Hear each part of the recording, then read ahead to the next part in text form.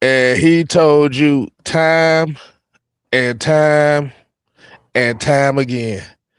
What's happening, people? What's happening, people, man? We coming in Originators Monday. As you already know, we coming through with the Falcon news. We coming with the NFL news, and we also talking that shit.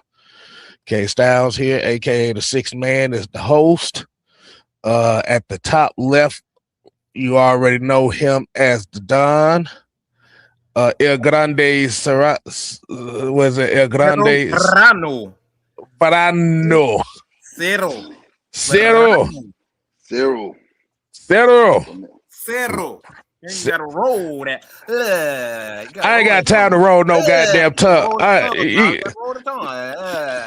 ain't eating no pussy, so I can't roll the tongue without doing that. So we can't do that.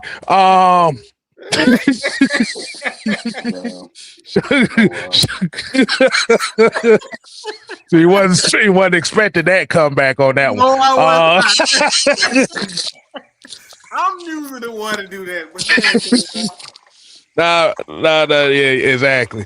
And as you hear the guy up on the right side, top right side on the corner that caused me to expose my heathen side, Senator Mad Mike Sports. Now you found out why Mr. Style love K Style so much.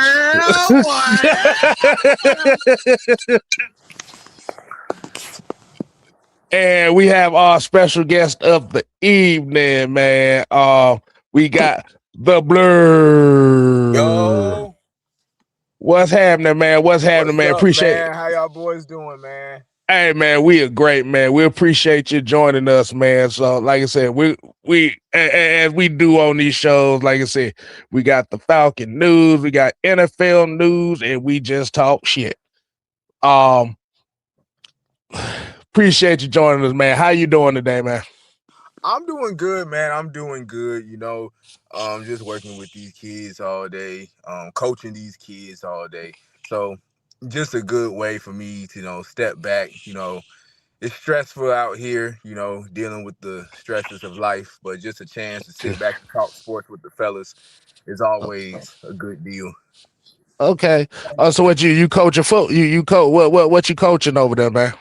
Yeah, man. So I got hired at a new school. So they was like, hey, you want to coach flag football? We're adding like a little stipend for you to do it. So, Okay. I'm always young and down to get some good money. I played a little bit of small time college football. So I said, yeah, man, I'll coach flag football. Okay.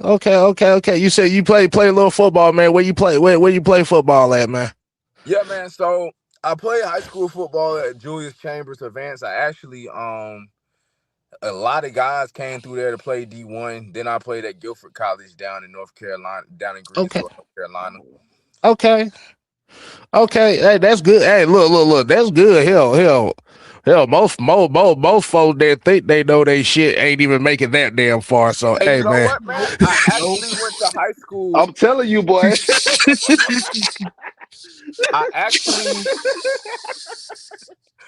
I actually went to high school with James Pierce Jr. See, you, boy, what a hell of a way to you just threw me all on with that, boy. I swear I didn't know. Look. When I brought him on the show, I swear I didn't know that. I just yeah, this is the first 3 seconds ago. Okay. Look. That's what's up, though, man. Hey, like I said, I like the fact that, like you said, you giving back to the kids as far as the game of football and stuff. Hey, that's I love that. That's a beautiful thing right there, man. Because I think I love the kids. Love the kids.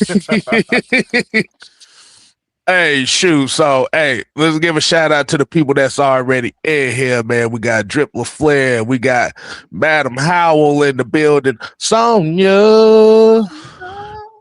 Got Andrew G, Nathan Floyd, Keyshawn Bladd. We got Silk.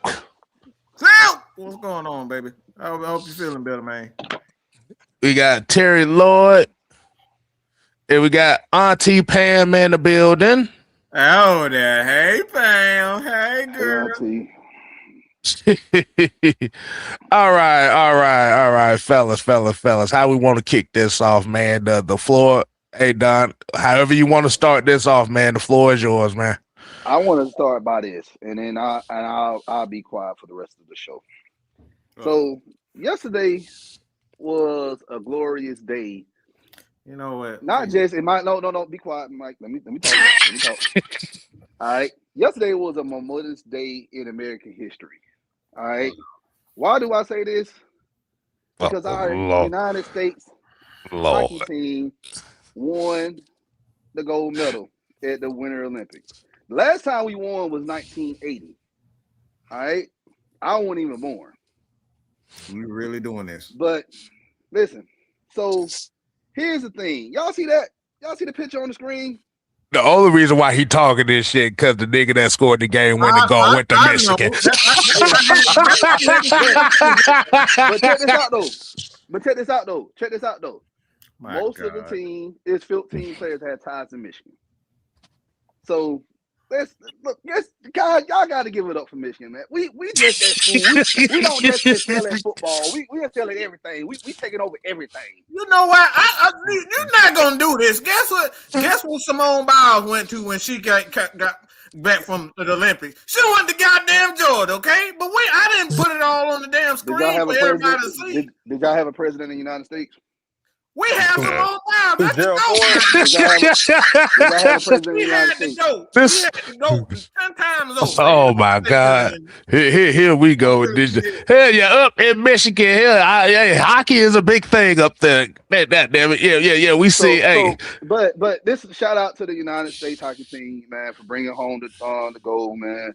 But like again, man, like we say, I don't really watch a lot of like Winter Olympics, but I was locked in this time around and just watching because I really felt like this hockey team was really it really was going to do something. Like even before the Olympics, they said that when they assembled the roster, I'm like, man, we're gonna be good, man. We're gonna be good. Man, Michigan. That's all we do is we reach the Frozen Four almost every year. So. We only saying this shit because he got Michigan players on it. But wasn't no damn Michigan players on it. But check the. It was the Michigan players on there. It was. I know. That's what we talking about. But look at the picture though. Look at that block M. The whole world saw. It was like, where's that M? Oh, that must be a university, a school. But we saw that a few years ago at the national championship. Yep, you sure did. So that's all I got to say. But. Go Blue. And ladies and gentlemen, this is exactly why we always have to crack jokes on when it comes to this Michigan shit. Boy, ain't no goddamn way this dude talking about some hockey. Well, shout out to the hockey team, by the way, but still. Wow, y'all. He hijacked the 5 minutes of the show to talk about Michigan. Ain't that something? Totally hijacked the show. I don't know what to say, man. I don't know what to say, man. I'm lost for words. I did not see that one coming. Exactly. Should have done better. Y'all knew I was gonna have field. Y'all knew I was gonna have field. Exactly. Hey, look. We had to give you your 5 seconds to shine. Ski Leo, what's going on, man? All right, so Mike, how we won't kick this off, man? As we see the topic, I get the bullshit off. You set yourself up for this, Blur. So I want to get the bullshit out of the way, okay? You set yourself up for it. So, tell the world if that son bitch is James Pierce. Well, that motherfucker, did he look crazy? Was he always crazy? Did he look like he might quite possibly do something crazy back then? Man, so James came into Vance when I was a senior. He was a hooper at the time. Oh. So it's definitely not like no CTE or nothing like that. Cause he actually right. But he grew up around the Dorada area, for what folks told me. But he didn't play football his freshman year. He was playing basketball. But he had weightlifting with us. Oh, he had weightlifting with us. So he was around 6'4", 6'5" at 14, 15 years old. Woo! Sound So like he my was dude. always saying, "Yeah, I'm gonna come out, I'm gonna play next year, I'm gonna play next year, I'm gonna play next year." So I'm thinking in my back in my mind, because we went to states that year, my senior year, and we lost to Wake Forest. They was nationally ranked on a like a 4-year win streak. We lost to them 9-7. So I'm thinking, I don't really give a damn. I ain't gonna be here next year anyway. But you could see like he had like natural athleticism. Yeah. He had like the frame. Cause sometimes you can look at someone and be like, yeah, they 6'4", 6'5", but they look kind of lanky and kind of poindextery. But you can tell when someone, once they fill out their frame, yeah, they gonna be that. Now, he was always did he have was he a little rough around the edges? Yeah. But it wasn't nothing that was OD, like overdoing or overdone. It was kind of typical of like a dude who grew up in that Hidden Valley, Dorada, inner city Charlotte area. Yeah. So it wasn't nothing too concerning. Yeah. Now I know he had the situation going into his last year at Tennessee, where he was projected going into that season, preseason, to be a top 5 pick. Yeah. Right. Then he got pulled over. The situation happened. That kind of dropped the stock a little bit. But the situation with his girl, man, it was kind of unfortunate to hear that happening. You know, then it hits national news because we proud of James, man. We As proud y'all of James. should be, yeah. Like even though I didn't get a chance to play with him in high school, just knowing like, yeah, he was 4 years below me. You know, he in the league competing for being defensive rookie of the NFL. Getting drafted for Tennessee, a SEC school, going there and dominating, and not even had played football his freshman year of high school. Like, we proud of that. But when I saw that on the news, and I was like, dang, man, James crashed out like that. But it's a lesson. And, you know, everyone's kicking him while he's down. And obviously, he has to face accountability for stuff that he did. I'm not going to sit up here and deny that. He has to face accountability in some way, shape, or form. Hopefully, this is a lesson that other young men can learn from this. Yes. When it's time for her, when she say that she done, she done. Yep. It's time. Look, your turn is over. I hate to say it. It just your turn was over. You know, some dudes, you know, they get caught up on wanting the closure, and I want that last conversation, and blah blah blah blah blah. Bro, once she say she done, don't call me no more. No matter how bad it ended, you just gonna have to feel that pain in your chest for a little bit and get over it. Exactly. And it's not. And listen, man, James is just a situation that got caught up on the national level because of who he is. Yes. Right. But this happens every single day. Yeah. Lord, if y'all look up how many stories of folks that's actually going down, you would be surprised on how often this happens. You right about that, Blur. It happens a lot. Like, there's dudes who are close to me that got a restraining order on them, whatever the case may be. Now life is made difficult for them, and now you're gonna be sitting back a couple of years from now, and you like, damn, I should just let that bitch walk away. Yeah. And they go, and the thing is, it goes both ways too. Because I don't know if y'all heard about that thing about that girl that set that dude's apartment on fire because she broke up with him. Oh, he broke up with her. Yeah. Like I said, it goes both ways, but like we just come down to a point a lot of times where if it's done, it's just done. Yeah, I've been on the receiving end. Situations like you're not gonna get the benefit of the doubt. Right. You're not. Most men in this situation, you're not gonna get the benefit of the doubt. Like I said, I've been on the receiving end of a situation of the toxic breakups and whatever, and you know, somebody they don't want to let go and just get over it. And unfortunately, you know, some people don't have the emotional intelligence to be like, you know what, he or she said they done. You know, I'm gonna go on and charge it to the game and leave. But no, some people want to crash out, and you know, some people want to go burn people's houses up. Some people want to go lie to the law enforcement and say, "Hold on, stop laughing." Some people want to go to the law enforcement and lie and say that person abused them and ended up being known it was a lie. So, any other ways, at the end of the day, you got to take your loss, man. Right. Charge it to the game. And you said something too, man. For those that don't know, could you explain to us the Dorada area that you said he came from? Yeah, you said so Dorada is located around West Sugar Creek. I grew up in Hidden Valley. Okay. Even though if I tell people that, they try to question me about it on my TikTok page. Oh, you grew up in the suburbs. You grew up in the suburbs. You grew up in the suburbs. Nah, I went to Hidden Valley Elementary School, Sugar Creek Charter, and Advanced High School. I only went to 3 schools, K through 12. Okay. So I know all about that area. I literally just passed through there. It's a rough area. I mean, it's not like the roughest area in the country.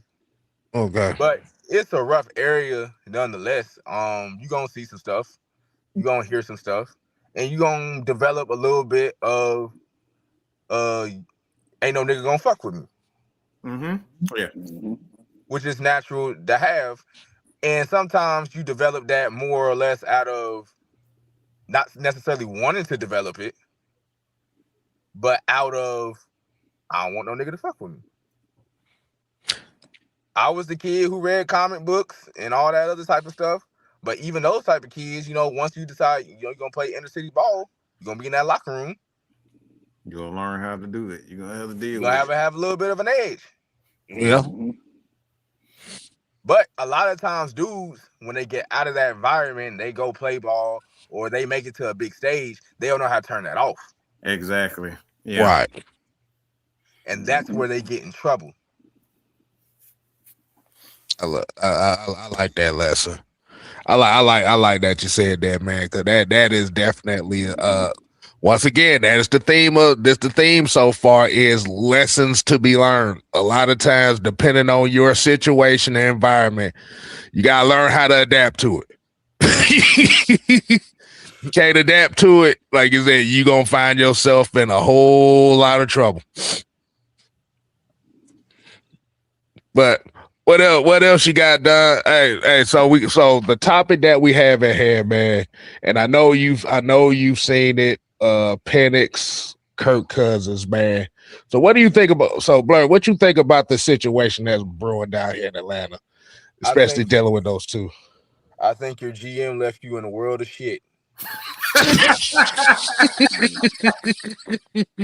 I think he left you in a world of shit, and he has the best job in the world. Well, the second best. The first one is being a fired college football head coach. It's the best job in the world because you get paid out to sit your ass on the couch unless you're Sharon Moore. Wow. Go Michigan, go blue. Look. Hey, man. I'm not even go uphold Sharon for doing. Bro, you were the head coach of one of the biggest programs of college football. What are you doing, man? And you up here you blew it all the way because of some snowball. Come on, bro. And she wasn't even bad, bro. Like, bro, your wife looked way better than that. Then he got caught ordering the Plan B. Or wait, whoa, what? So the man DoorDashed the Plan B. Oh no! That's how he got caught up in the first place. Oh no! Everybody know in Ann Arbor who Sharon Moore looked like, bro. You Sharon Moore. Like you always get your beard faded and lined up and tapered every game. Always on the sideline. Look, we may not have an offense going, but his lineup on that beard gonna be clean though. Oh no! I'm still stuck in the fact that you said he the DoorDash Plan B. Oh, you know what? In his name. So you know what the motherfucker who DoorDash did? He took a picture. I'm like, motherfucker, Could you use the alias Ron Mexico or something? God damn it! I ain't even gonna lie, because if Look, if I was in that DoorDasher shoes, bro, I would have did a different approach. I look, man. I know what you're doing, but hey, I make sure this don't even reach anything. Just slide me some season tickets to the game. I want to be on the field level. I want to be close to the players. I mean, that's apparently what it sounded like where he got messed up at, because he was offering season tickets to get some slide through. With me, look, I want me a job on the staff. But then he went out like a weenie, breaking into the house, getting arrested. You ruined my life. I'm like, bro, you ruined your own. All you had to do, and somebody told me this too. They said if Sharon would have still had a job to this day, if he would have beat Ohio State. If he would have beat Ohio State, he would have probably kept his job. But he was the news already broke out. The university already knew what was going on before the Ohio State game. So there was already rumors. So he already was kind of new, because I went back and looked at that game a couple of weeks ago, and I'm like, yeah, he looked totally different from early in the season. He knew he was done. He knew he was done. Hell, Bobby Petrino came back. What'd you say? Bobby Petrino came back.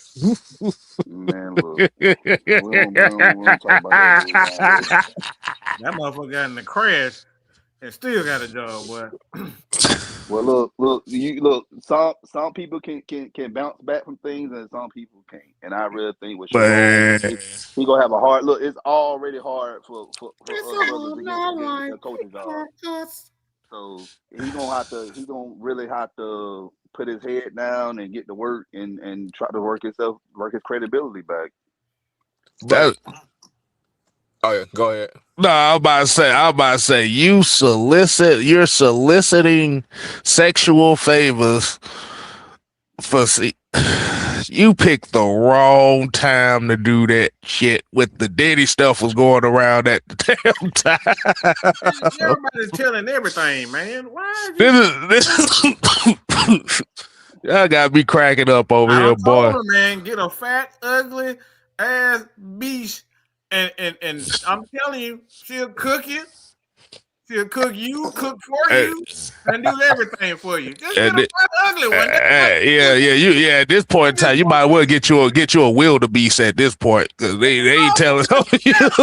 Leave these pretty girls alone. They will ruin your life. Okay. Nick Green talking about y'all ain't never DoorDash to Plan B before, y'all missing out, boy. I ain't missing out on shit, niggas. Yeah, Nick Green, you got iron baby mama. I ain't missing on nothing. Look, I was hoping Raheem would have got caught up like he did, but he didn't. Raheem still went out though. Nah, that motherfucker got too many teeth in their mouth to be going out like that.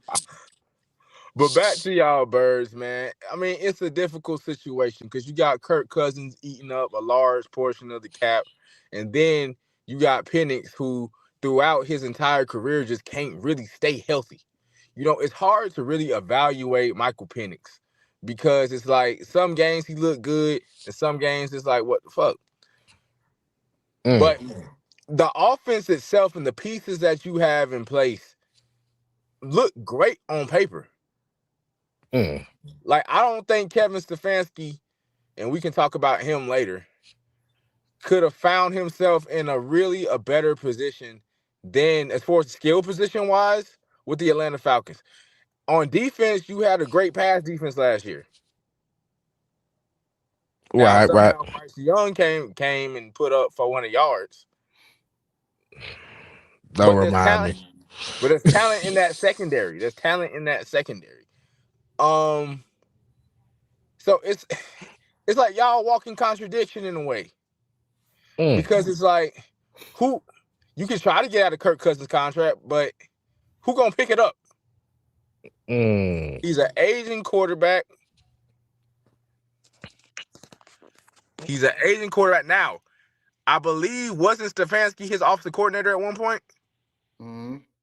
Yeah. So they got that connection there, but Kirk don't move well in the pocket anymore, consistently. Yeah, we saw them brittle knees trying to move out. Boy, that boy looked like he was hurting out there trying to move around. It's not Alex Smith coming back from the leg injury bad, but Yeah. you an Asian quarterback who done tore his Achilles, Okay. who was never really mobile to begin with. Right. But then you got the guy that you spent the 8th pick on, and he going into year 3, and y'all still don't know what to make of him. Yeah, that is the truth right there. Like you said, it's the tools is right there for him, but like you say, he has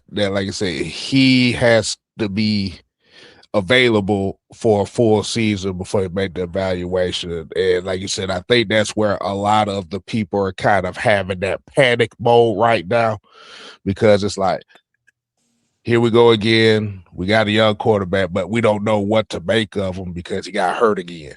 Do you pick up the 5th-year option? Yeah.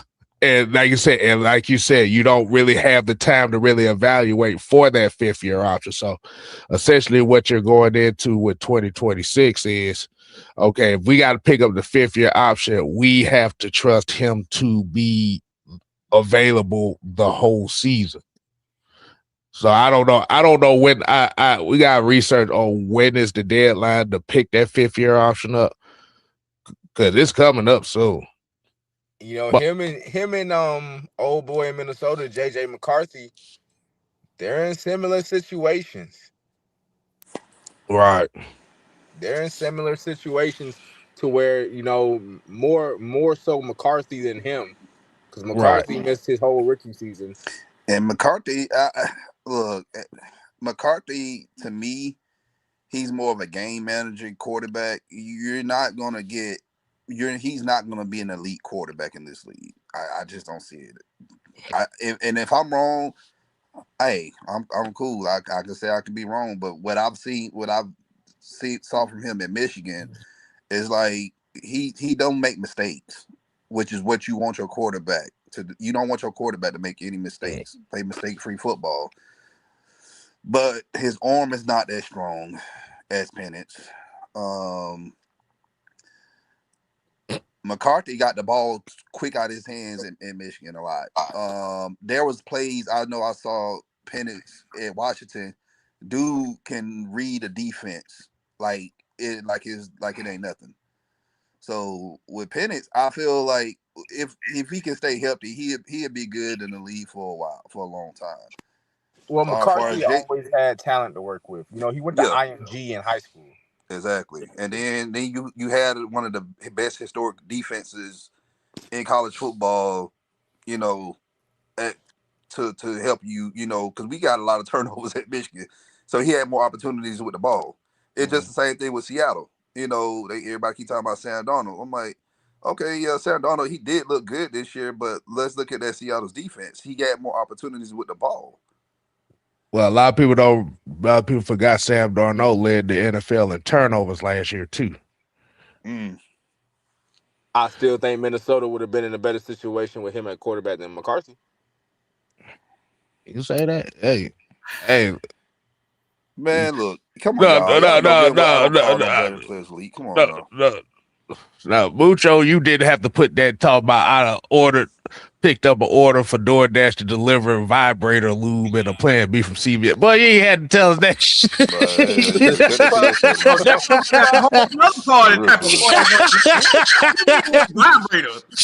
Vibrator lube. What the fuck are you doing with a vibrator? No, he said he picked up an order for it. He was DoorDashing something. I don't know who the fuck was doing that. The way he said it, it's like he picking up. What the fuck?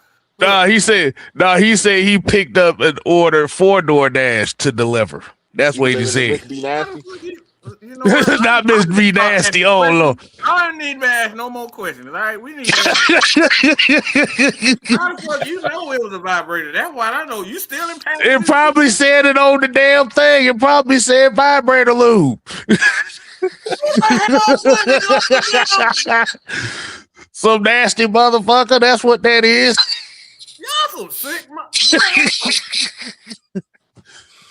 Oh man, we about to get in trouble for this dog. Hey, look, that's the whole that's just whole hilarious. But I'm about to say who is your team that you root for in the NFL? Man, my team fan base fucking hates me, man. The Steelers, man. Welcome to the club. Our team fan base hate us too. And, you know, it's all because, you know, my favorite childhood quarterback, they think I hate him, but I'm just honest that his leadership fucking sucked the last, I don't know, 8 years he was there. Oh man, who you talking about, man?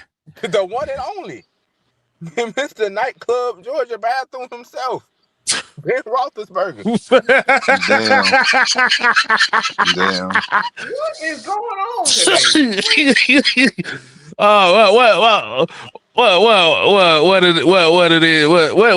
what you done said about this man that got these people up your case on, man? Cause like I said, So you know Joey Porter, he went on Cam Hayward podcast. Oh Lord. James Harrison has had a lot to say about Mike Tomlin over the years because it's known amongst Steelers fans. You know, he brought him back for the 2017 season after he had a pretty strong 2016 postseason run. And Mike decided to bring him back. But that was also when we had Bud Dupree, he was developing, and that was TJ Watt's rookie year. So James was around 37 years old at the time, so he wasn't getting a whole bunch of reps. And granted, Mike T could have told him, hey man, we want you more of a mentorship role. But on James' end, he believes that Mike brought him back with the promise of reps and never got it. Then he demanded his release. He ended his final season with the Patriots. They lost to the Eagles in the Super Bowl, but he was getting playtime. He's harbored a grudge about that ever since. So he basically was saying Mike Tomlin's not a Hall of Fame head coach, which is cool. Whatever the case, you can feel it how you want to feel. Joey Porter basically said, how the fuck can you say that when most of the success that came in your career did not come from under Bill Cowher? Bill Cowher cut your ass 3 times. All the accolades you had was under Mike Tomlin. And then he says it pertains to Ben Roethlisberger. Ben was a horrible leader. He got away with a lot. A lot of that was because of Mike Tomlin. So for him to comment on Mike Tomlin definitely doesn't make no sense. Oh wow.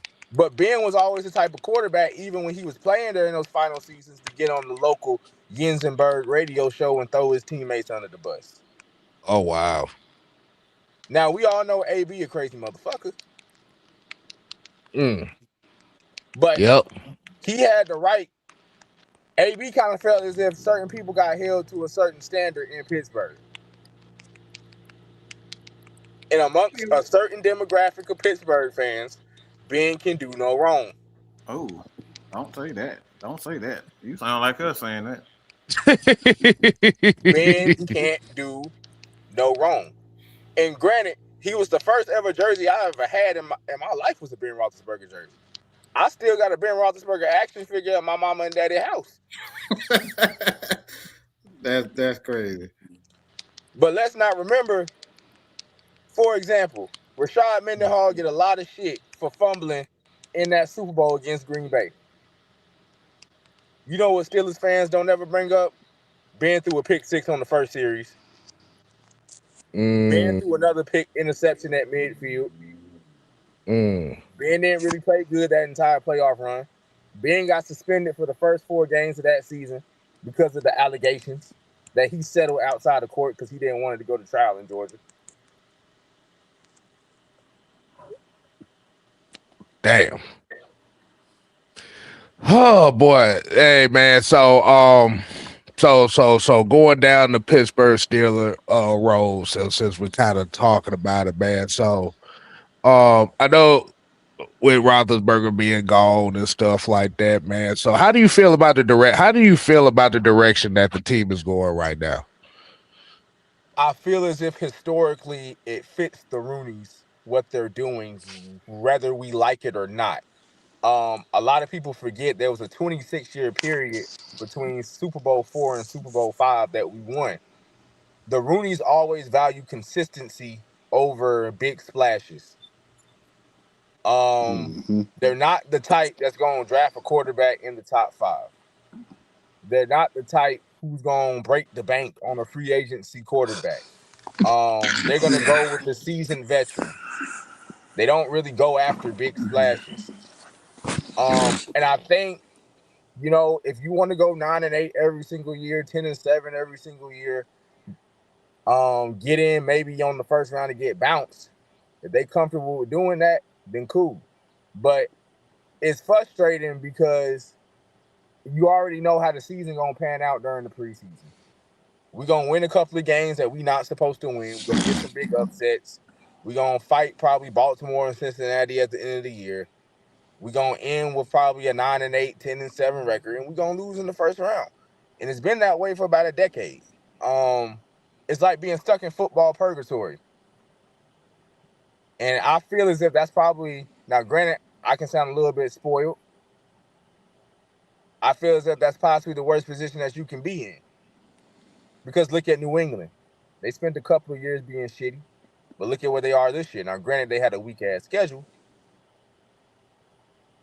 But look at where they are after they spent a couple of years drafting in the top 5 and rebuilding their team. And building up young talent. But we're a franchise. The Rooneys always like to play it comfortable. Honestly, I feel as if Justin Fields should have stayed in Pittsburgh. I think it would have done him better for his career instead of taking a bad to go to New York. I think he would have done us better. Mike McCarthy is there now. I'm not sure how that's going to work with Aaron Rodgers. I heard he said that he would like to work with Aaron, but Aaron got him fired in Green Bay, basically. At least he didn't help him out. So it's going to be real interesting, man. I don't know if he in the position as he was in Green Bay, so he might have been humbled a little bit. And I use that term loosely with Aaron Rodgers because he's in his head, he's still licking them frogs. Okay, so hey. What'd you say? You say he's sniffing cat piss. That's what he doing. I don't know what that motherfucker doing, but I don't know what the fuck he doing. But he always come back off them thing expeditions or whatever the hell you want to call it. He doing shrooms and LSD. Bruh, he got to be. That motherfucking eyes, he had me all over the place. Eye be 10 times big. Look, I got some big ass eyes, but that motherfucker come back, his eyes, yeah. That's them old white people drugs. Them 60s white people drugs. I don't know what he on, boy. That boy, shrooms and moonshine. That's what it sounds like, boy. Shrooms and moonshine. That's era drugs. But because I think like with you said something there with Justin Fields, because I think a lot of people, especially what we've always said about Justin Fields over there is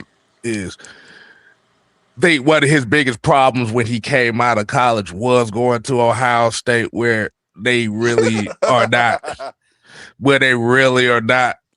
great at developing quarterback. Like you said, we got CJ Stroud right now, who literally is an anomaly as far as Ohio State quarterbacks, because the average Ohio State quarterback don't last long in the NFL. They don't really get drafted. They don't get drafted. Motherfuckers don't get drafted. Name me one Ohio State. I ain't even gonna say elite, but just one Ohio State quarterback that had a formidable career in the NFL. I will wait. It ain't none. At least Chad Hennon got a Super Bowl. He play wide receiver. He converted as a wide receiver. The Terrell, but that don't count. That don't count. That don't count. Cause he played quarterback for half a season, then converted to wide receiver. Yeah. Because what happened was he got in trouble at Ohio State with some financial dealings or whatever. Right. And so they kind of dropped his stock because back then you get suspended in NCAA or whatever over some violations and stuff like that. Yeah, it's gonna hurt your draft stock. Not only And did they he suspend was in him, the supplement. He was in a supplemental draft, I believe. but He didn't even get Goodell drafted. carried his Yeah, so he suspension don't over. even count.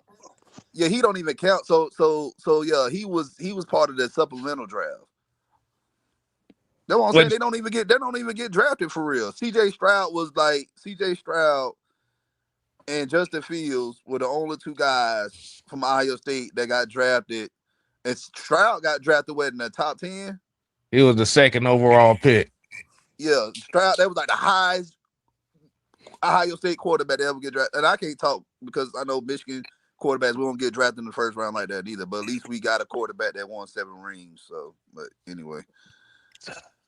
Hey, y'all know Jim Tressel, the lieutenant governor of Ohio? I know. And that's why their state's going to hell. check they gross product amongst all the states and come back and tell me. And yeah, Michigan's better than theirs. Like Ryan Smith said, he's still baffled about the interceptions that game.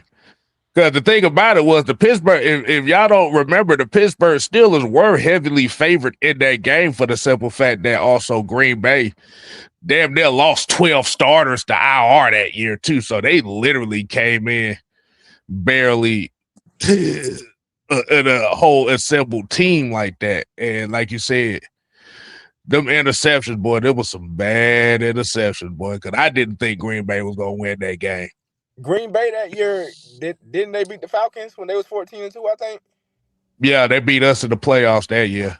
Yep. Yeah, we had the first seed. They dog walked the shit, boy. That like I said, they Green Bay was just on a roll that playoff year. Good God Almighty, boy. Like I said, we couldn't stop Sam Congato. Well, I don't know if folks remember that running back name right there. Yeah, look, man. Look, it's just like every team.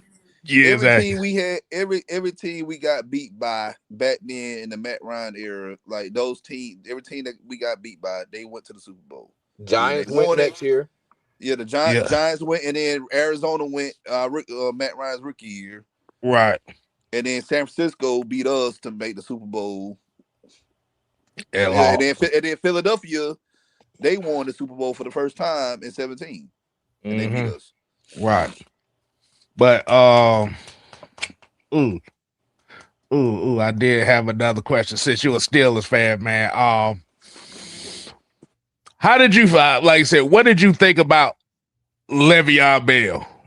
What was your thing on Le'Veon Bell? That's crazy. I was a huge Le'Veon Bell fan. I think he's stupid, but that boy was a patient ass runner. He was a hell of a running back. Behind Marquise Pouncey and David DeCastro, getting that 5-6 yards. I watched Le'Veon Bell in a Monday night game run out the clock with 7 minutes left on the clock. Whoa. I'm not exaggerating. It was 2016, I believe. It was Steelers versus Titans on a Monday night game. I remember that because LeGarrette Blount quit on us in the middle of the game because he wasn't getting enough carries. We got the ball back with about 6 minutes and 50 seconds left. We ran the clock out. Le'Veon Bell is the only running back I remember at that time who will power walk to the line of scrimmage before he got his burst off. I said, go ahead. That was that era where, the running backs wasn't getting paid. Yeah. And he made the dumbass decision to forfeit his franchise tag salary. So he lost $14 million just to basically go to New York, pay a higher state income tax, and get the same damn contract. Oh, that boy slow. I knew he was slowed in when he did that. And he never recovered, because why the fuck would you go to New York to play with Adam Gase calling plays? And Adam Gase's claim to fame is he was the nigga on the sideline when Peyton Manning threw 55 touchdowns. Wow. Cause I always said like the reason why Le'Veon was able to be patient, like he was patient at Michigan State like that, but as far as NFL, he wasn't patient. He was a lot more patient at that point in time. And I always say that you have to give a lot of credit to that Pittsburgh Steelers offensive line at that time too, because like you said, you had Pouncey, you had DeCastro. They had a bunch of guys, they had a bunch of hat on hat guys that allowed him to be patient like that. And I got to give a shout out. I had to get a shout out to Pouncey because that boy was one hell of a center, boy. And he was a anchor to a lot of those runs that for Pittsburgh at that time. And I think when he went to New York, he found out real quick that offensive line really helped him be the guy who he was, because New York did not have that offensive line. Oh, hell no. He tried that patient shit up in New York, boy. That patient shit got his ass knocked back 5 yards. Because at one point we had D'Angelo Williams. Right. Yeah.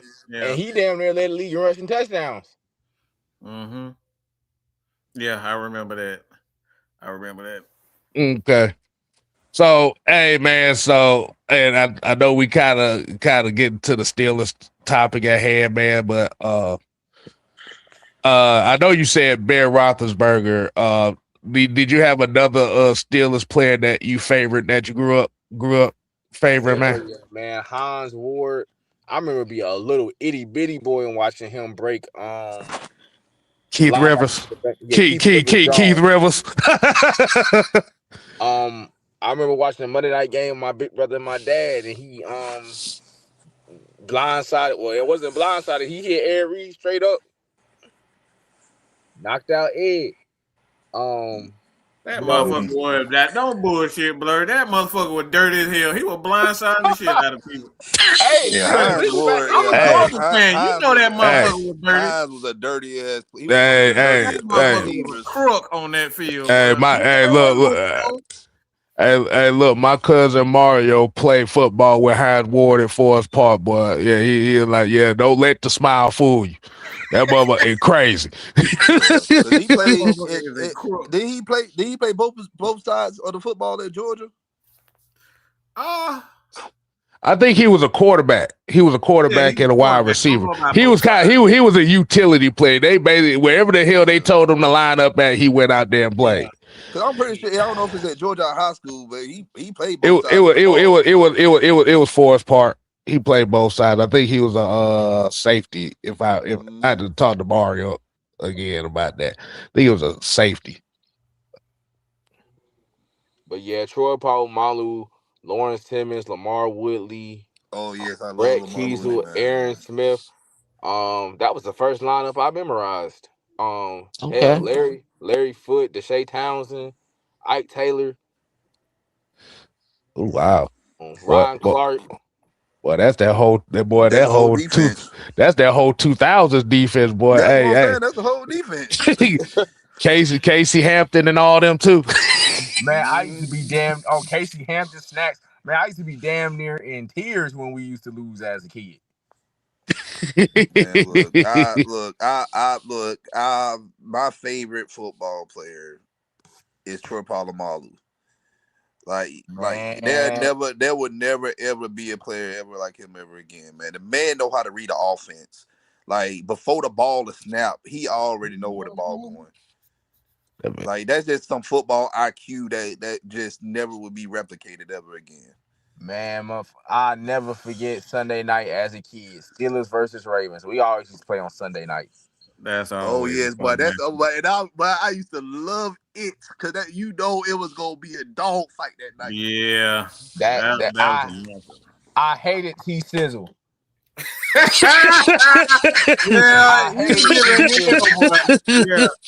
I respected Ray, but I hated T Sizzle. Haloti Nada and T Sizzle used to be suplexing Ben, literally suplexing Ben. Yep.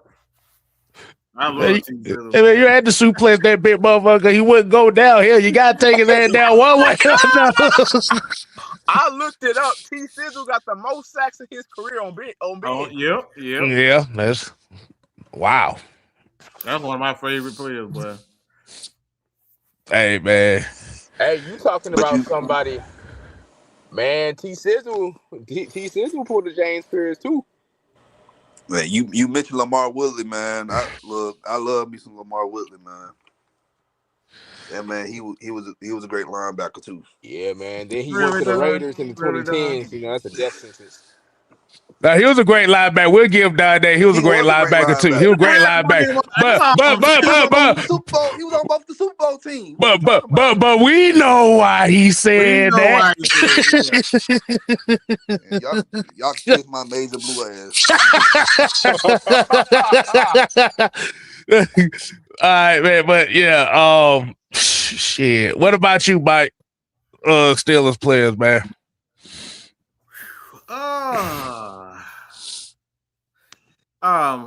Why his name escaping me? But that big ass white boy, tight end, that big motherfucker. Heath Miller, huh? Heath Miller. Was it Heath? Yeah, Heath Miller. You had It wasn't Heath Miller. I know he. No, it's was it? I forget his name. I know who you talk. I know who you talking about. You talking about Jermaine Tooman. I like Jermaine Tooman as well. Yeah. Yeah. Oh, you called me off guard with that one. Why do you like Jermaine Tooman? Because I love tight ends. Believe it or not, I'm a huge Peyton Manning fan, and I always love tight ends. I love the Dallas Clarks of the world. I love the Bob Kozlowski. Those guys. I love big physical tight ends. Those are more exciting than the athletic one. But what school did Jermaine Tooman go to? Don't worry about it. I don't need to know all that. Michigan. Nah, for me, man, I gotta go Jerome Bettis because Jerome. Around that time as a kid, like I said, guys like Jerome Bettis and Mike Allstott were guys that inspired me to play football, especially Jerome Bettis. The big physical. Well, I was the big physical fat kid that ran everybody over, and Jerome Bettis. And I actually had an opportunity to meet Jerome Bettis a while after he retired, which almost felt like a little ass kid, but. For those that don't know, he played the game where he had an asthma problem playing the game that he did, and boy, they didn't call him the bus for a reason. I love me some Jerome Bettis. That was fun to watch that. It's like I love the old school gritty football in Pittsburgh.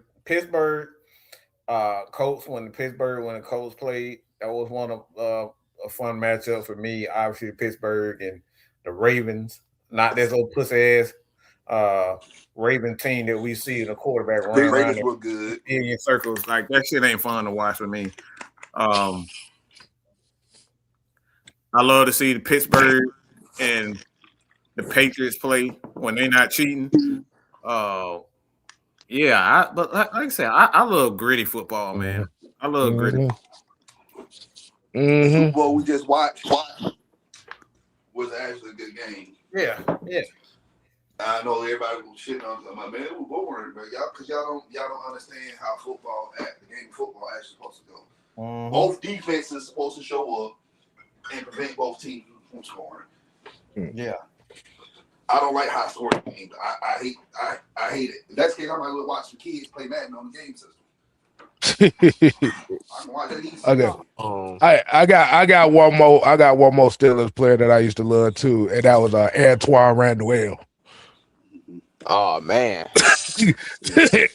Randall was good, but I really didn't like Jerome like that, man. I ain't right.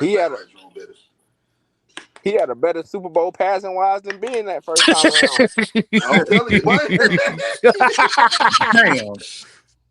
Boy, he hit that motherfucker on the dot. Like, hey, man. And like you said, the auto bench is always going to be Cordell Stewart just for the simple fact that he was one of the he was that you nickname a motherfucker Slash. He was a utility guy right there that just so happened to play quarterback at the end of his career. But yeah, Antoine Randall was him and Jerome Bettis were like two of my favorite Steelers. I mean, and speaking of Cordell Stewart, people always talk about Vic. Vic did this. Vic he revolutionized. But they forget about guys like Steve McNair. Who is my favorite? Hold on. After you say that, who is my all-time favorite quarterback? By the way, and Cordell Stewart. Cordell Stewart was another guy that ran around like that was a dual threat quarterback. But don't nobody really talk about Cordell Stewart. But the thing about it is the dual threat quarterback has always been around the NFL. It always has. Always. The thing that made Vic different was the fact that he ran a 4.2 40. Yeah, that was it. Just fast as hell. That's yeah. All. I made a video about Steve McNair because I feel as if it's a shame that like the first Associated Press Black NFL MVP quarterback don't get talked about because of the way that he went out. Man, at the end of the day, I get it that what happened was tragic, but Steve McNair it wasn't his choice to die that day. You get what I'm saying? Mm-hmm. Like he messed with some girl again, and we talked about this with James Pierce Jr. He dealt with somebody who did not have enough emotional intelligence. Granted, whatever happened, I don't care about the semantics. About what happened. It's at the end of the day, he dealt with somebody who didn't have emotional intelligence and ended his life. Now, for the people who are not allowing him to get into the Hall of Fame, that's a bunch of bullshit because the man literally, if you go look at stats now, especially with Tennessee, ain't nobody touching his stats. Them stats are still there. And he ain't played a down for Tennessee in over 20 years. There you go. So yeah, I get it, man. I get it that the reason why they not putting him in there, but I think it's bull because again he went out there again. I'm not saying that he cheating on his wife was right. I'm not saying that. But what I'm saying is he was killed. It's just like somebody was killed in a car wreck. It didn't matter if they were speeding or not. It didn't matter if they could have been under the influence or whatever, but they were killed.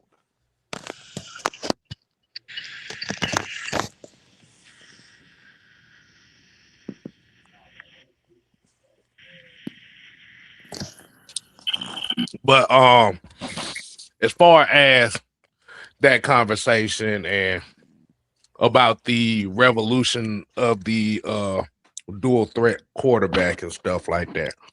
Now, I've seen where you was talk about like Steve McNair and Randall Cunningham, and why do you think that Mike Vick and Lamar Jackson are credited for really being the revolutionaries of the dual threat quarterback, where the dual threat quarterback has always been around? Because he was the only one that condoned getting lemon pepper wings when he was running. That's all. I'm gonna leave LJ out of this because Vic fans hate LJ, which is weird because his resumes lapped him easily. With Vic, it's like it was the perfect storm for that era. I always said if the Chargers would have kept that pick and LaDainian would have went to Atlanta and he would have went to San Diego, he would have did the same thing. He wouldn't have had the same cultural impact. But playing in Atlanta at a time where the rap scene was booming, you look at the music videos and all the rappers got on Vic jerseys. He's riding around Atlanta. He's on Madden 04. There's people underestimate the cultural impact that sports have. So, in a way, Vic, the cultural icon, surpassed what Michael Vick actually was on the field. And he was a hell of a ball player. He could be a hell of a ball player. But when you look closely at it, Michael Vick underachieved. Michael Vick didn't reach nearly what his physical capabilities allowed him to. And the funny thing is, like I always tell his fans, he has admitted this out loud. Mm-hmm. He did. Jim Mora Jr. used to give him hours of film that he would just throw in the back of his trunk. He wasn't interested in watching film. People always say, well, they never really designed an offense for him. Well, it's hard to design an offense for him when he didn't really want to grow into that type of player. McNabb was lazy as hell. I'll never deny that. McNabb was very lazy in his own way. But McNabb at least showed improvement as an intermediate passer. McNair at least somewhat showed improvement as an intermediate passer. His body was broken down at that point. Cam, before TJ Watt destroyed his shoulder, when he got Norv Turner to start that season, he was showing improvement as an intermediate passer. Vic, once he got to Philly, somewhat did, but then I think his body really started to break down by the time 2012 came around. But in Atlanta, Vic wasn't really trying to improve. I think he was kind of comfortable where he was, especially after he signed that mega contract. Okay. Yeah, because we've kind of had this conversation before. And I know you probably done got some flack about saying that, but we really get a lot of flack for saying that about him not living up to his potential. Oh, Lord have mercy, boy. These motherfuckers want our head for saying that shit. But my thing is, he's admitted it. But that's the thing. That's the thing everybody glosses over. Everything that's happened to him, he literally said in the interview, I didn't take the game serious. Yeah, he did not. I lied. He lied to Arthur Blank about his situation when Arthur Blank asked him about it. And I just think, and you just said something that's very interesting too, because was he comfortable with where he's at because he was starting to get all the notoriety off rip? And I believe that's the case. Because like you said, one of our brothers, Juan, he always said, once he got that Madden cover and once he started getting a lot of those endorsements from the entertainment industry, is almost as if he already felt like he made it. And just be honest with you, once he got that Madden cover, he never was the same again. Now that was based off of what that Madden 04 was based off the 02 season. They went to the conference championship in 04. Mm-hmm. A couple of years after that. Right. Which that was because he missed all of 03. He broke his ankle, didn't he? I believe he did. Yeah, he broke his leg in the preseason. Oh Lord, don't remind me of that season, boy. That season right there, boy. And the crazy about that 03 season is, yeah, he missed most of those games. But Falcon fans tend to forget, in most of those games, we were in them. We were in those games until about the third quarter. So then he comes back 04. They go to the NFC Championship game. They lose to the Eagles. Mm-hmm. Yeah. And I remember that game because like they had a little pregame thing. He came out the tunnel. He was like, "Man, it's cold up here, man." I'm like, "Bro, you played at Virginia Tech. You from Virginia?" I know. I get it. You know, people want to sit up and say Virginia is part of the South, which it technically is, but Newport News ain't that far from Philadelphia. Just saying, but yeah, going back to Vic, but like that's what we talking about, man. Just he just never reached his potential here in Atlanta. He just didn't. Like we said, the man cover. Like he then created this whole cult of fans. And it ain't just in Atlanta. It just he has a cult following. He just do. Like my cousin, he's a huge Vic fan. Like the man got the whole the jersey still on his wall with dust, and it's an away jersey too, so it's white, so you can figure out how dusty it is. But he got that on his wall. He still got the cover of Madden 04 in a case, like it's the best game ever.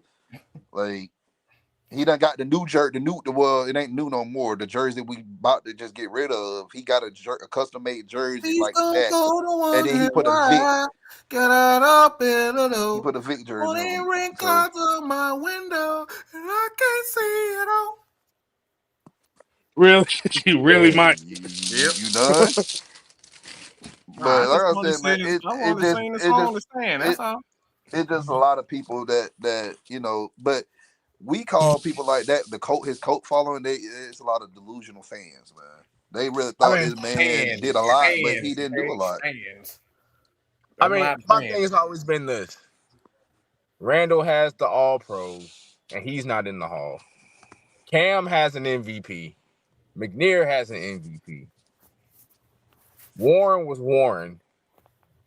LJ has 2 MVPs. Could possibly have 3, but they gave one to Josh Allen because his fans cried. So you look at the resume of great black quarterbacks, he doesn't really have anything in comparison to their resume. Cam has an MVP and went to a Super Bowl and a first-team All-Pro. McNair has an MVP. It's a different time, though. I hear what you're saying, but that Vic played at a different time where the rules are completely different. I honestly believe that if he played in this era with Lamar, he would be Lamar 5 times over, in my opinion. But it's just a different. It's because he played with guys like Brian Dawkins, who would knock your fucking head off going across the middle. Like they ain't doing that shit in the Lamar era. Like Brian Dawkins probably went through that motherfucker spleen, okay? And receivers can actually get open. Receivers can actually get open and stuff. Now receivers can get away with a lot of stuff now. Like you breathed on the receiver and then throw a flag. Like back then, it's just different rules. So like I said, that ain't no disrespect to any because everybody got to play in the generation where they playing. But like I said, it's just a lot of the rules that we're saying now. Like, man, I swear to God, if you crawl and touch that motherfucking toenail, they throwing a flag in football now. So it's just different. You blame Tom Brady. You blame Tom Brady for that shit. Yeah. You blame Tom Brady for that shit. It's definitely his fault. That motherfucker pointing at the ref and telling on motherfucker, like, damn, he ain't telling how he snitch. That motherfucker potentially hit me. Flag. Well, if there's any black quarterback who's not getting into the Hall of Fame, it's him. He just ain't got the resume for it. He ain't got the individual accolades. He ain't got no MVPs. He has no playoff success. It's either you're going to have to get into the Hall as a quarterback. Warren Moon ain't really got no postseason success either, but he has a bunch of individual regular season success. Right. Randall's not in because they say, well, he never really won an MVP, but he has all pros. Right. So it's either you're going to have to win multiple MVPs, have seasons where you threw for 40 touchdowns. He ain't got that. He ain't got a season where he threw for 30. He never went to a bowl. Just a corny nigga. That's all. That's why Negroes don't like him because he's a corny Negro. Who you talking about? Warren Moon? No, Randall Cunningham. Oh yeah. Yeah, he was the corny dude that that took off half a game. That took off half a game to go spend time with Whitney Houston. Yeah, I remember that. I wouldn't did that too. Exactly. Shit. Fuck this game. I'm going to see Whitney. Fuck. Nigga, it's a preseason game. Fuck you niggas. I want to be on the beach with Whitney too. Exactly. You clapping cheeks on the beach with the hottest singer in the country. Y'all just Shit. mad because y'all can't do it. Yeah. Yeah, fuck this guy. A But preseason game? your preseason game, shit. All right, that's cool. That's cool. Yeah. Y'all go ahead and keep hitting each other. I'm finna go hit this. So Let me go we play can. bodyguard. What you talking about? And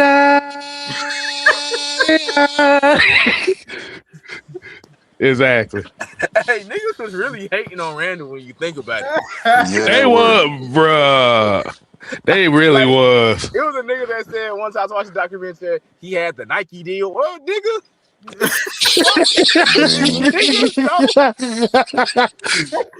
Fuck he you had pocket watching for. he had the Nike deal. He had Whitney Houston. Man, fuck this dude. So, You mad I got a my, Nike my, deal? my bad. I'm sitting here laughing. Southside said he was at Waffle House. He was watching the fight at Waffle House. Good God. Of course. Which one you was at? So I asked Southside, which Waffle House you was at? So we'll know which area you, because some areas usually have the great fight. Some of them just have the little spats. But I think the respect of the black quarterback. I think, like you said, a lot of us, we kind of fall in love with Mike Vick and we fall in love with Lamar Jackson. Because they are the prototype of the fast and agile players at that position. But I just think that we never really give proper respect to a lot of the guys that came before them. Like you said, the Warren Moons. I grew up in Charlotte, so I was here for all the Cam's prime. Right. All of it. From start to finish. Okay. All of it. No Cam 7-on-7 camps. Cam was everywhere.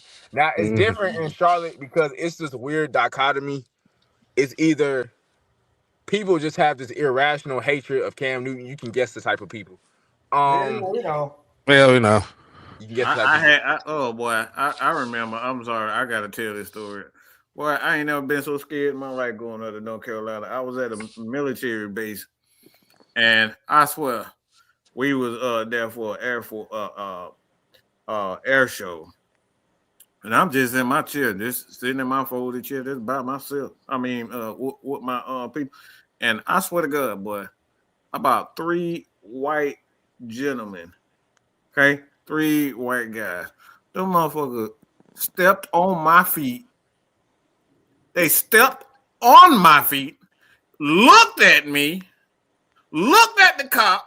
The cop looked at me, and then he kept going. I'm like, these niggas, you just see what they did to me? This is on a military base. I ain't never been so scared in my life, y'all. I have never been so scared. When you got the cops, 3 white gentlemen, I don't know if they military or nothing, but they stepped on my feet, pushed me to the side, and they kept on walking. And I'm there in a whole nother state. I'm from Georgia. So I know not to get in no trouble in no damn Carolinas. I know better than that, okay? I ain't never been so scared. So going up was there. Was it Lejeune? Huh? Was it Lejeune? I believe it was. I believe it was. I've been to Wilmington. I believe, yeah, I think it was. I love Wilmington. Wilmington's beautiful. It's like 4 hours away from me. Yeah, that's on the coast. Man, yeah, that's on the coast. I've never been so scared in my life, bro. Look, when you got them, they are different up there. It's a different kind of different. But I love y'all. I love y'all rules. I love y'all countryside though, because like I be seeing a lot of collard green fields up there, man. Yeah, I mean Greenville it's crazy because you can hit Greenville, South Carolina quicker than you can hit Greenville, North Carolina. Yeah, Greenville ain't that far from us. From me, I can get there in like 2 hours or less. So my grandma and my dad from Greenville, South Carolina. So from Charlotte, that's about 2.5 hours. 2:40. Greenville, North Carolina, that's about a good 4-hour drive. that are it's a different type of energy up far there. out. Mm-hmm. And you said you was up there for all the Cam Newton stuff. One more question. So before Cam Newton got up there, what was the atmosphere around Carolina like that before Cam Newton got up there? Well, I was around 4th or 5th grade, but Steve Smith was pretty much the poster boy of the Panthers at that time. Yeah. Smitty was. We had John Beeson, who was a hell of a linebacker, got his career cut short with injury. And Julius Peppers, he had just left town. Okay. They had just came off a 2-14 season. Cam got drafted. This is a different Cam Newton. Don't think about the podcast Cam Newton with the shit coming out his head and he dressed like Willy Wonka, the nigga version, and all that shit. This was Cam, no tattoos, clean cut, coming from Auburn. So that first game, Cam come out and throw for 400 yards his first 2 weeks in the league. Right. He got 35 total touchdowns his rookie year. So Cam has like a mega cult following amongst motherfuckers in this city. Yeah. Like Cam can do no wrong. Cam can do no wrong to some niggas in this city. But you also got the folks out here who be like, I prefer Jake Delhomme. But what the fuck are you talking about? Nigga, Jake Delhomme, nigga? Jake Delhomme. The nigga who I saw throw 5 interceptions in a divisional playoff game. Jake Delhomme. The nigga with the Jake Delhomme. Well, I'd rather them say Jake Delhomme than Jimmy Clausen. I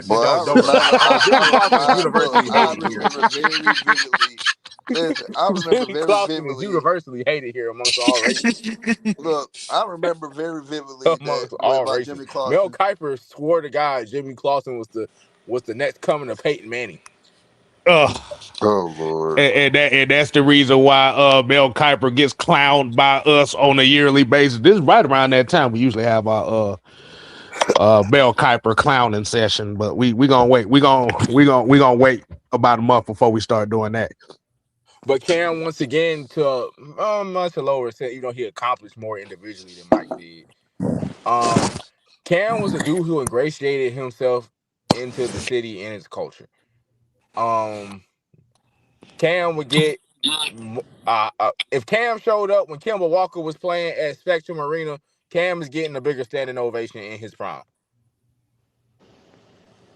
It wasn't even close. Him, Luke Kuechly, and Greg Olsen. Yeah. And you can throw in Thomas Davis. I can say that. Were rock stars here. Every single local commercial was them. Every single billboard was them. You would forget that Kemba Walker was an All-NBA guard because they had the billboard outside the Spectrum. But once that 2015 season happened here, because the Falcons actually went to the Super Bowl the next year. Right. So y'all can probably vouch for this. Once your team get on a roll and they went 15-1, the city just got better. Mm-hmm. Like literally, crime went down. Nigga, crime went down. Nigga, did you say crime went down? I swear to God, nigga, crime went down. So what you telling me is y'all we went. Y'all remember that shit a couple years ago when the Saints was on like a winning streak? That was like, yeah, crime down in New Orleans. Nigga, you don't want to go blast on a nigga and the Panthers just won by 30. And your parlay just hit. I ain't trying to get off by the ops because the football team lost. Hey, look, and it's funny as he said that I talked about it earlier, boy. Chicago about to go through it, boy. If this damn deal with this, if this deal with this move go through, boy, you talk about crime gonna go up, boy. That shit about to skyrocket. Because Krispy Kreme used to be giving out free donuts across the state. for a day. See. Now you talking Don. Now you talking Don's language. Yeah, like Krispy Kreme. That ain't said Krispy Kreme. Good God Almighty. But don't y'all know how much a box of Krispy Kreme? We know, Don. So that's like getting a free donut. That's like finding $5 off the street. This dude, man, they would turn on that hot, you know that light they got. Hot light. Oh, we know about Krispy Kreme here in Atlanta now, nigga. Then they would have that big thing on that big Panther thing. So, the Panthers won today. For a certain limited time, we giving out free donuts or 80% off donuts or some shit. Man, that line would be packed. man, bro. They can't see. We can't do that here in Atlanta. And nigga, you talking about this? My coming of age. I'm 14. I'm a freshman in high school. Yeah, and they ain't gonna be able to do no free donuts here in Atlanta, but it shut every Krispy Kreme down. Them young niggas with shiesties gonna come out. Not that bullshit. Look, fuck that. We can't nice things here in Atlanta. Look. We can't even go to a Waffle House without somebody fighting. You think you finna go to a Krispy Kreme? 80% to free. Nigga lose their hands for the Krispy Kreme, boy. Ryan stupid. He said crime is down with people. Waffle House and Popeyes find the middle ground. They lose their mouth over chicken sandwich. The hell with that? Like they were wilding, bro. They were wilding. I love food, but it ain't like, bro. Ain't that serious shit. I starve for look. I eat some that man. I'm still laughing at the fact that this man said that Jimmy Clausen was universally hated in Charlotte. He was. I remember Jimmy Clausen because guess what? We had to play that dude every year, and like I kid you not, they hyped him up in college. Yeah, he was damn. He was gonna be this. He was gonna be that. But remember they used to do that to all Notre Dame quarterbacks back in the day. Brady Quinn, another one. I'm like, bro, Brady Quinn, really? Man, this how stupid Charlotte motherfuckers was at the time. They thought Matt Moore was gonna be a savior, and even me as a kid was like, why the fuck are y'all betting y'all future on Matt fucking Moore? Wait. So, hold on. I gotta do the Jimmy. I gotta do the Jay Uso. Rewind. So did you just say Matt Moore? Did you say Matt Moore? Matt Moore. So it's all right. So let me get the flashback. It's 2009. Jake Delhomme era is coming to an end. He throwing all the picks out the ass. He hurt his shoulder. He came back from a shoulder surgery. It was never the same. I think he threw like 18 interceptions in like 10 games he started or something like that. Lord. I think Asante Samuel had a game where he got 3 picks off of him. So sounds about right. They sit him for the season. They insert Matt Moore. They end on like a 4-game win streak or something like that. And Matt Moore is at the helm.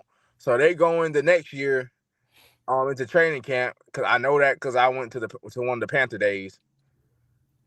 And Matt Moore is the starter. And Jimmy Clausen is the backup. So Matt Moore started the season. He quickly realized that this shit too big for me. He get hurt. They insert their next biggest protege into the lineup, Jimmy Clausen. And let's just say by the end of the year, they decided to get Cam Newton with that first pick. Now it was up in the air because people didn't know if Luck was gonna come back to Stanford. Right. Yeah, Luck would have been the first overall that year as well. So, it was either gonna be Cam or Luck, but Luck went back to Stanford. Okay. And I think that's the reason why the Colts are cursed to this day because they did Peyton wrong and then they ruined Andrew Luck's career. So they don't deserve a good quarterback for another 10 years. Yeah, they messed up my boy Peyton. I guess that's why we dealing with what we dealing with right now. But look at the bright side of Matt Moore. He won a Super Bowl ring.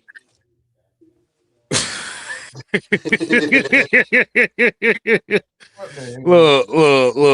This is what I had to say this because a lot of these people want to use this Super Bowl ring logic to everybody. Well, he won a ring though. Okay, winning rings is a team sport. It's not an individual accolade. Now, if I get an All-Pro in the season that we win a ring, and I'm the MVP.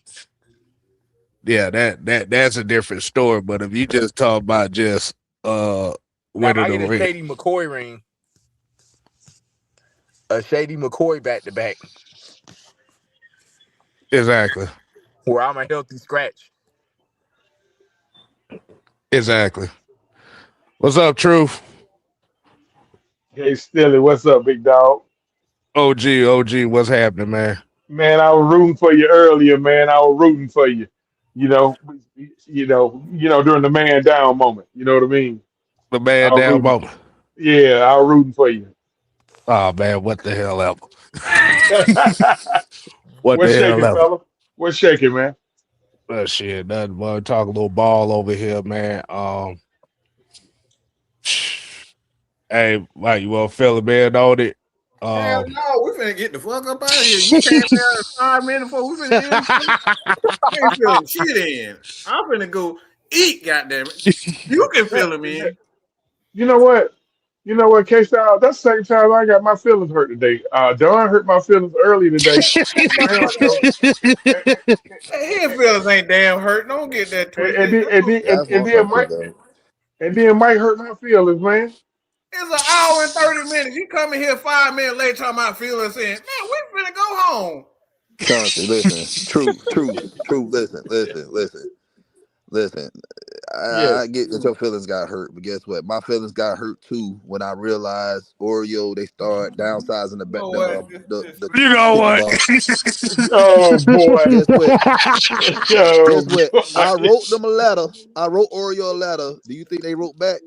What Nope. the But, hell? Wait, yeah.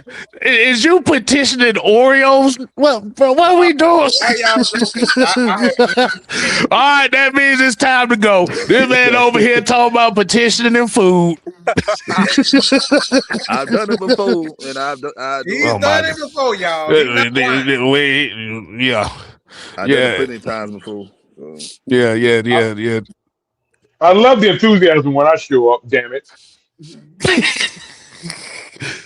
Hey. It's all good. Truth is all good. It's always great enthusiasm. Yes, sir. Nah, man, but yeah, we about to go and get up on out of here, man. We're gonna let everybody get that rest of their night, man. Hey, Bird, man, we appreciate you coming on, talking some ball with us. Hey, no problem, man.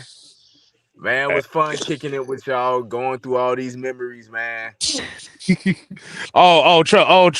me, we got a full off season and stuff like that, man. So if you want to come back on, you just let us know, man. We fill you in anytime you want to come back on, man. You part of the family now. I appreciate y'all, man. Just hit me up, man, anytime.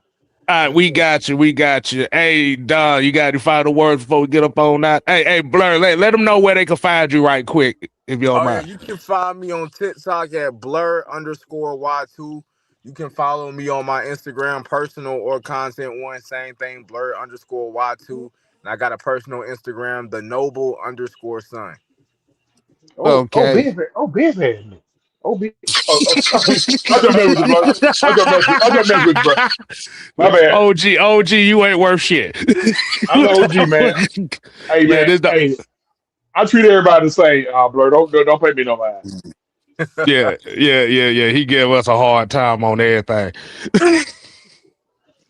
Hey, man. Hey, now you got any final words before we get up on out here, man? Outside of you petitioning Oreos and shit. What up, man? All right, hey, Mike, got any final words? I'm hungry, goddamn. I'm about done right about now. I'm ready to eat. When do we eat? Give it a loop. All right, Truth, man. Hey, you want to give us some final take about anything before we get up on out here? Quavo doing on the goddamn No. I don't want no last word because Mike hurt my feelings. No. All right, so that is his last word. He got his feelings hurt, so we about to get up on out here. And you said Quavo is where? Quavo at Monday Night Raw. What the hell? Offset, bro. That's all. Whatever that motherfucking name, they all look the same. Oh man, I'm hearing Raw's been actually good tonight. So okay, hey, that's fine. Whatever, but. We're going to get y'all night back, man. Y'all make sure y'all continue to support the platforms. Mad Mike Sports, The Heavy Hitter Live, 6MK Live, and OG Truth TV. They really got 3 niggas that play basketball on Triple H. Know he's a racist son of a bitch. Good luck. All the niggas shit on Raw. Big nose motherfucker. Look, we in Atlanta tonight. So. I know that motherfucker. I swear to God, Triple H is something else, boy. He got 3 Negroes just out here jumping and playing rap music on Monday night. Wow, bro. Now watch. now listen. Now when the show's over, watch how Triple H is gonna literally run the hell out of Atlanta. He gonna fly so, but he gonna be gone so quick, but. This is crazy, y'all. Oh my God! Before I say something crazy. All right, man. We about to get up out of here, man. So, hey, till next time, people. We ain't here to play. Oh no. We here to stay. Oh yeah, nigga. You ain't got to go home, but you got to get the hell up out of here. And that ain't nothing but the truth, the whole truth, and nothing but the truth. We out, y'all. Put your eyes back in your head. I got like flavor. Pride, their eyes open.